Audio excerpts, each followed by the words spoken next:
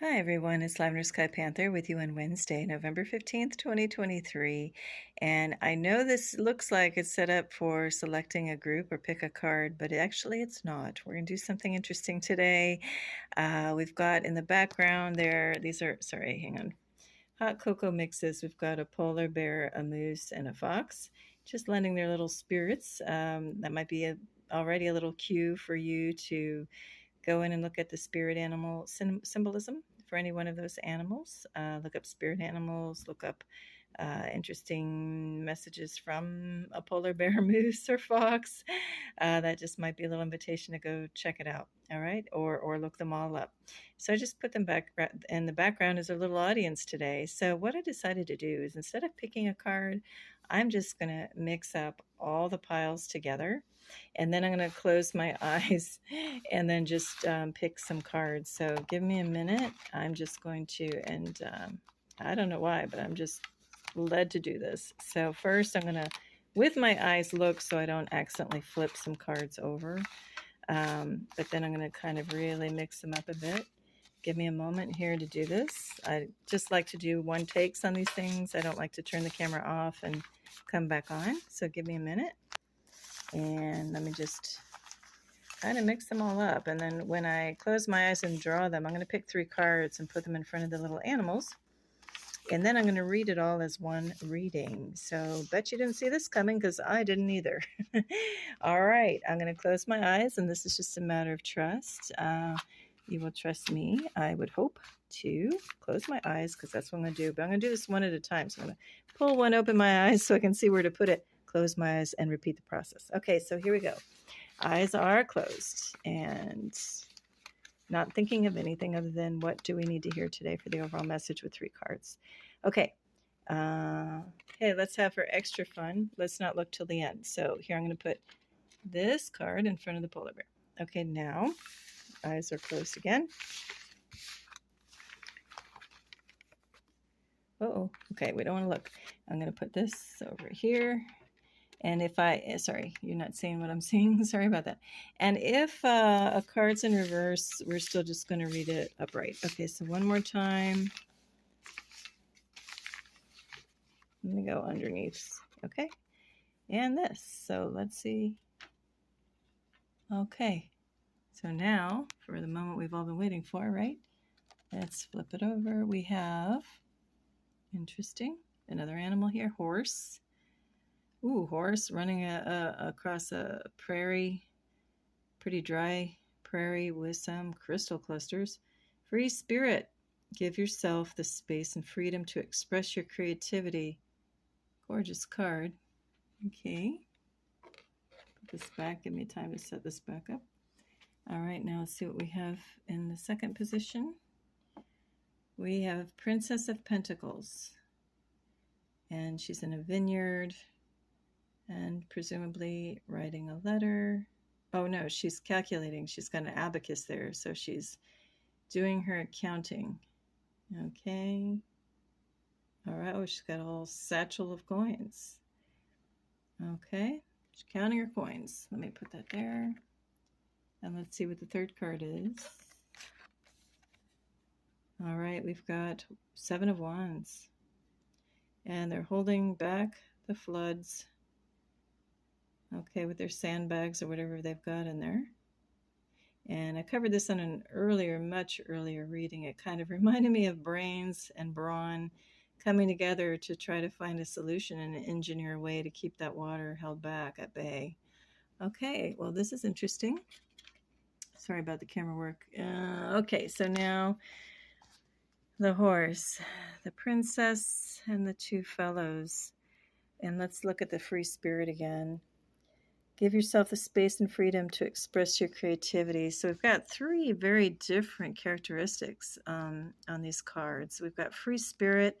We've got somebody in the center, very diligent in counting every single piece of coin, down to the number. So that's the opposite of a free spirit, is somebody who is, kind of like tied to a chair to make that happen and reconcile, get the accounting right.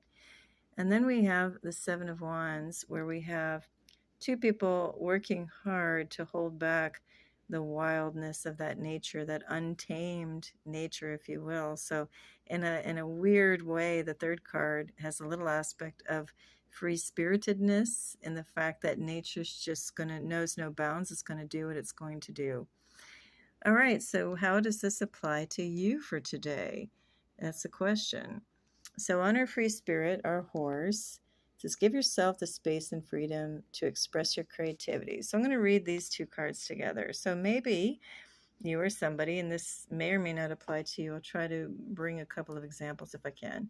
So this could be that you're so tied up in office work, or if you're at home, paperwork, or trying to get a task done, and you're doing it with so much detail and care, and that's fine and good, but then you're not allowing yourself any time for play and to be that free spirit. So right away, I'm just getting, make sure that you're balancing work with play, at least in equal measure if you can, or really take off a day of doing all of this and just have an entire day to play, right? And dedicate maybe an entire day to work and alternate it. So, just don't want to do too much of one extreme or the other. So maybe this is just about having a balance of work and play. And that's as simple as that message is. Of course, there's a certain magic in being free-spirited. We've got crystals, just, little outcroppings popping up where they normally wouldn't be on the surface. Just easy to see. It's kind of like a magical path that's guiding this horse. The more free it is and unattached to the 3D, coins and materiality, the more room for the miraculous to happen.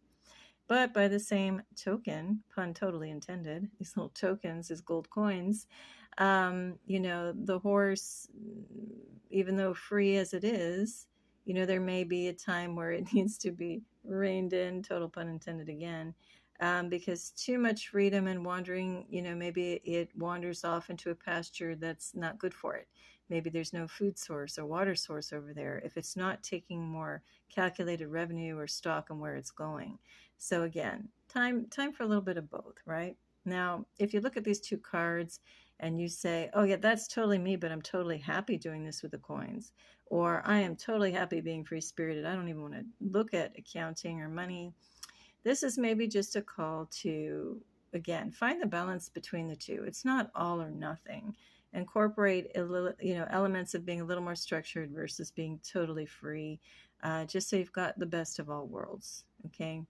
Now, what does that mean when we come here? You got to give me a minute on this one. Let's zoom in a minute to see the expressions on the faces. So, I don't know. I don't know what kind of vibe you're getting, but, what I'm seeing here is that even though nature is being, free-spirited in its own way and just, running with no boundaries, things are still living, even though it would appear that maybe it's killing everything in its wake by flooding over. No, it's still going to bring life and nourishment to, maybe these trees were really dried out before and they absolutely needed this water, to keep them going. Kind of looks very barren, so I kind of get that impression. But by the same token, when it's totally dry, there's nothing to percolate, to stop the water. It's just going to like flash flood over.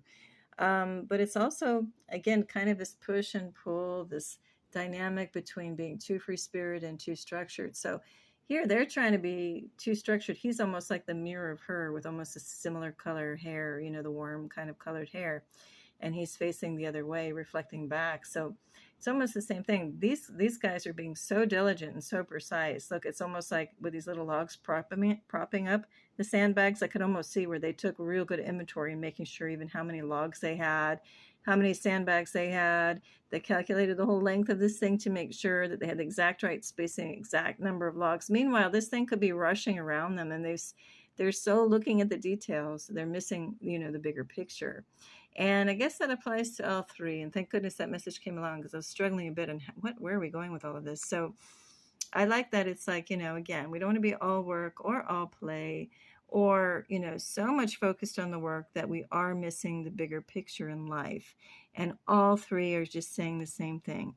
Find a balance, between the work and play, between being completely unbridled and totally free roaming, but also taking a little bit of care, to have some backup and taking stock and account and some measures that might be needed, you know, back at kind of home base type of thing by not, you know, running around and being free.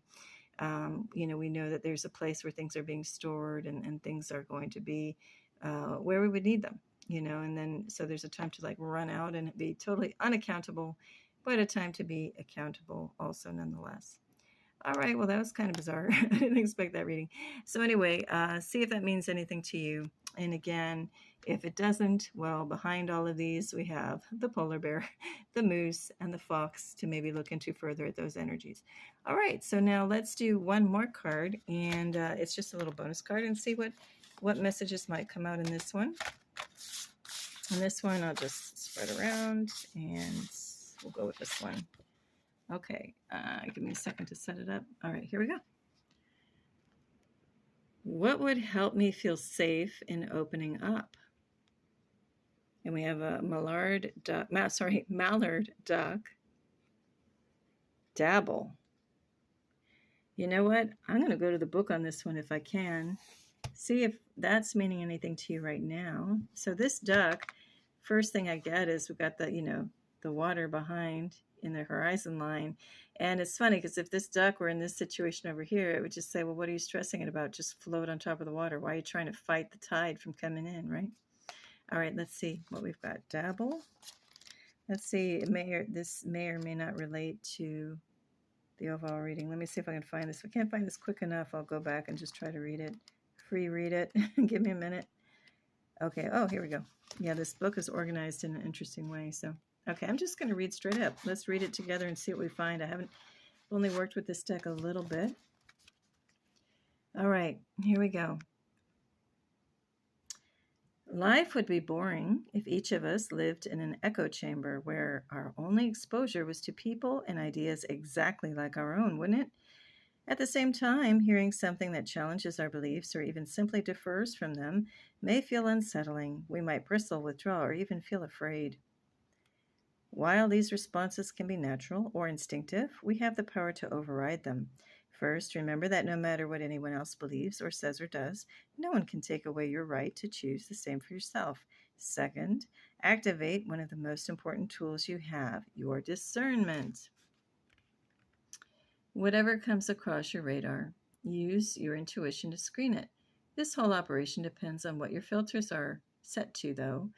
Challenge yourself to be honest, take ownership of your filters, your core beliefs, and overcome cognitive dissonance. Being open includes a willingness to receive new information and choosing to change. If you feel a pull to someone or something new, can you give yourself permission to be open without fear? You can dabble, which is to say, get more information and then discern if it feels nutritious to you. Have you ever seen a mallard with his face underwater and his tail straight up in the air? That's his version of filtering. His bill is lined top to bottom with rows of tiny blades called lamellae, a built-in filter that traps food while keeping out anything inedible. Try it and see what you discover. Oh, okay, so that's what they're meaning about dabbling. Yeah, they kind of shake their beak and filter, through things. So yeah, okay, that little bonus message is to filter through what you're hearing and decide for yourself, your own opinions about things. And don't be afraid to open up and hear all kinds of opinions, and then feel what settles in with you and feels right to you and you alone, right? No matter what's going on around you. Okay, well, that's all I'm going to read for now. I hope something in here clicked with you or inspired you in some way. And otherwise, if not, no worries. So for now, I wish you all tremendous peace and love. Lavender Sky Panther. Bye.